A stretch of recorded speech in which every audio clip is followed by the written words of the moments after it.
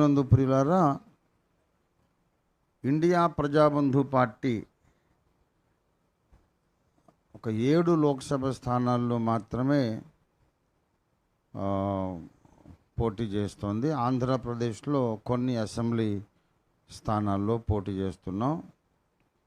ఎక్కువ స్థానాల్లో పోటీ చేయడం లేదు. కాబట్టి ఎక్కడైతే మన సంఘ సభ్యులందరూ కూడా ఇండియా ప్రజాబంధు పార్టీ అభ్యర్థి ఎన్నికల బరిలో ఉన్నారో అక్కడ తప్పకుండా మీరు బూర గుర్తుకు ఓటేసి మన పార్టీ అభ్యర్థిని బలపరచండి. ఒకవేళ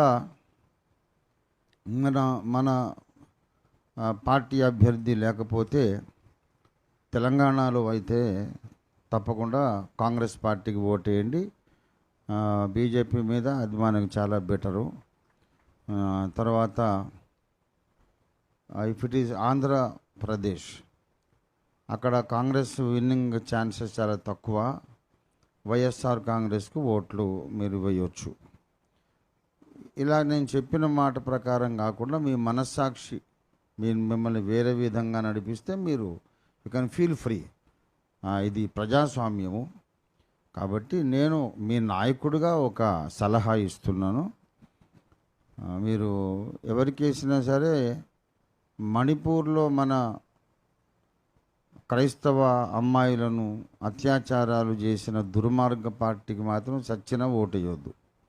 అంతకన్నా అందరం పోయి హుసేన్ సాగర్లో దూకింది బెటర్. అలాంటి వాళ్ళు దేవుని తీర్పులోకి కూడా వస్తారు. ఇదే మాటలు కాదు. God will judge them. ఏమరా బుద్ధి జ్ఞానం లేదా? నీ ఇంట్లో ఆడపిల్లల్ని రేపు చేస్తుంటే నువ్వు ఎట్లాగ ఓటేస్తావు? వాళ్ళకి డబ్బులకు అమ్ముడు పోతావా అని ప్రభు తప్పగా గద్దిస్తాడు. మిగతా పార్టీలో కాంగ్రెస్ ఆర్ వైఎస్ఆర్, ఇక్కడ తెలంగాణలో వైఎస్ఆర్ లేదు, ఇంకేది లేదు, మన కాంగ్రెసే లీడింగ్లో ఉంది, మనం వేసుకోవచ్చు.